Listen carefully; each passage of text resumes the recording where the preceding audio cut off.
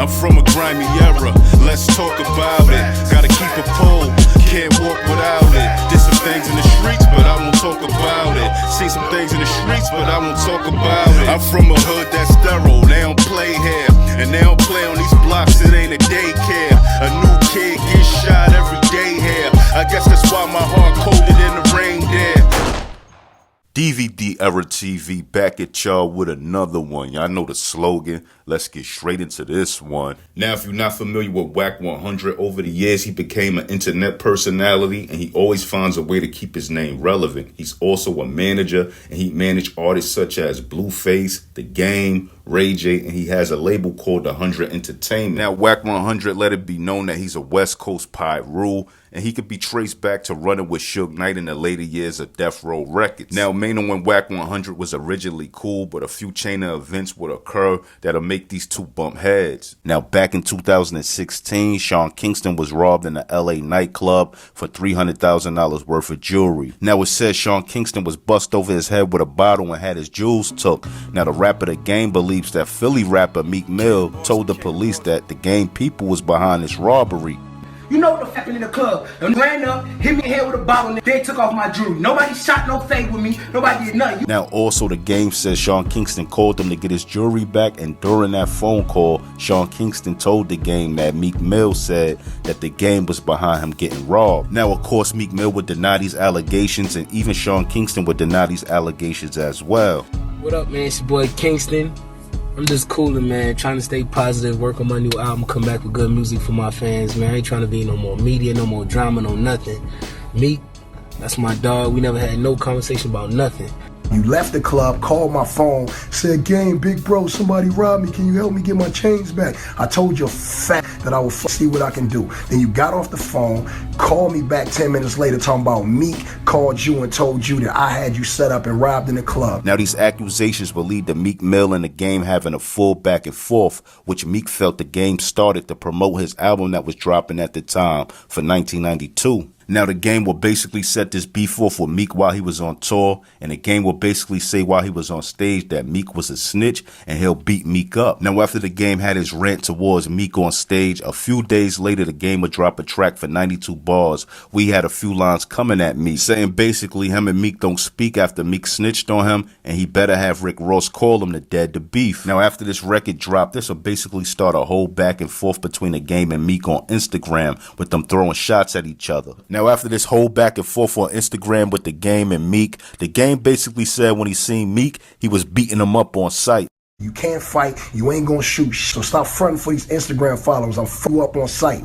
Period. Now, shortly after, there'll be a studio session with Meek Mill, O'Malley, and Beans will pull up as well. Now, during the studio session, Meek Mill and O'Malley will make a diss record to The Game off of Young M.A.'s Ooh beat, and Beans will jump on this record as well, saying, "One call and I'm in L.A. in 3 hours." Now, The Game will respond to this diss record and go at Meek, O'Malley, Sean Kingston, and Beanie Siegel, saying lines like, "Hove gave you the game, you ain't soak it. You was supposed to throw up the rock, not smoke it. Talk about you gonna be in LA in 3 hours. It's a 5-hour flight. Put this bum in the shower." Now, The Game would shoot a video for this song dissing Meek Mill, and The Game and Wack will link up with Uncle Murder, and they'll shoot most of this video in Brooklyn, and Maino wasn't feeling it. Now, Maino would express that he didn't agree with them letting The Game come to Brooklyn and shoot a video where he's dissing Meek Mill, being that him and Meek Mill had a decent relationship at the time. Now, this will lead to a back and forth with Maino and Wack 100 on Instagram, and Wack would set things off.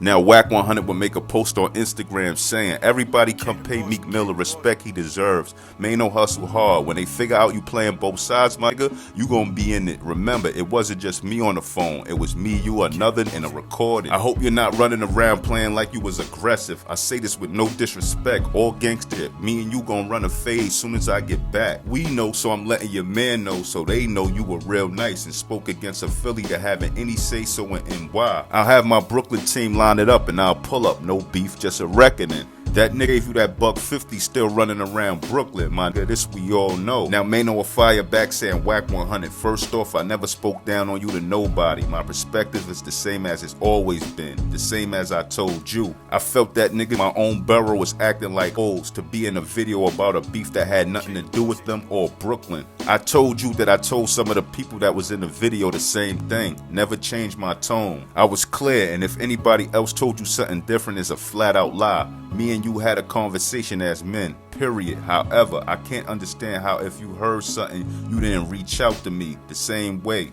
How gangsta is typing on Instagram when you know I'm reachable. My brother, you can have everything and anything you looking for. If you allow people to bleach your dome with rhetoric, then so be it. You could get your fade, Caesar, flat top, all board. LMAO, you gotta be kidding me. Your man got my number. I'm starting to really wonder about you, brother. Your gangster antics on social media looking questionable, but it's always whatever with me. I'll be a Huckleberry brother. Somebody lied to you, Jack. And if you really wanted to get down to it, you could have spoken to me and we could have solved it. But now you speaking on things that you don't know of. The homie that cut me is not walking around Brooklyn, and nor has he ever been. Ain't a nigga in the free world done anything to me without retribution, homie. I'm around, gangster, and please, no more typing, homie. I think at this point we both clear. Now Wack 100 will come back with a post of his own and say, Maino hustle hard, you violated my comrade, G Magic BWS. You posing like you checked somebody, and you was real humble on that phone. I spoke to you out of respect of my comrade who was on the phone, but we know that I'll be back and we'll deal with it. I thought you was a real nigga, but I see you faking the funk. This ain't West and East, this is me and you, and I love NY, and NY loves Wack. You know who you told what and who you showed what, this we both know. At Maino hustle hard, make sure your boots is tied up when we line it up. Don't want no excuses.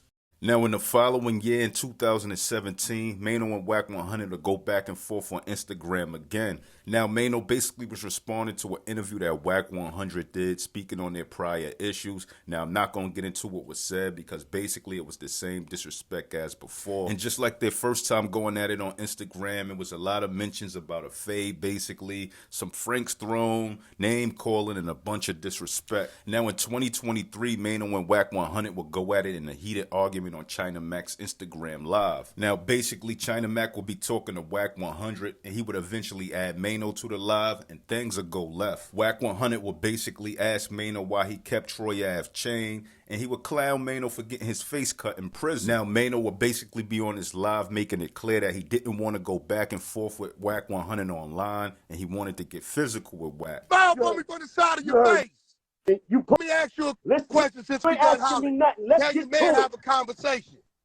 Why did you keep his chain? So in a recent interview that Vlad TV had with Maino, Maino would say he learned a valuable lesson from his back and forth feud with Wack 100. And Maino would admit that basically Wack had him come out of character and Wack controlled his emotions, and basically he fell victim of being content for Wack 100. Me a valuable lesson. I heard him say some shit like this.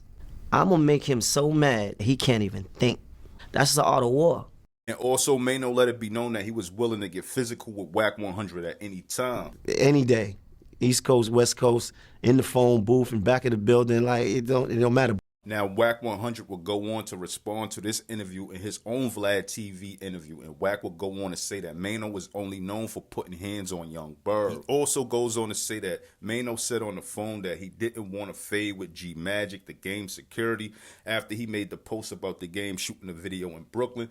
He also goes on to say he don't believe Maino because Maino didn't do anything to Boxing Ball for cutting him. Now, y'all could go watch them two interviews if y'all want the full context of what Maino and Wack 100 said about one another. Now, I would play the interview here in full, but y'all know I can't. And Vlad also says to both of them that he's willing to get them on the phone maybe and just mediate the situation. I don't know if that's going to be able to happen.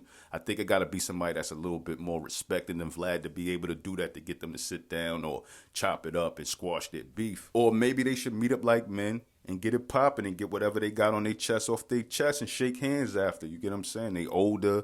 There's no need for it to go to guns or go any further. Just shake hands after, apologize, and move on. You get what I'm saying? Now, this is all entertainment. Like I said, when I make these videos, I'm not trying to rehash no old beef or instigate any beef. It's just entertainment for my subscribers and listeners while they at the gym, work, or home just chilling. But anyway, if you're a fan of these old hip-hop stories, tell a friend to tell a friend about my page. Like, comment, subscribe, and hit that notification bell. More content coming, and I'm out.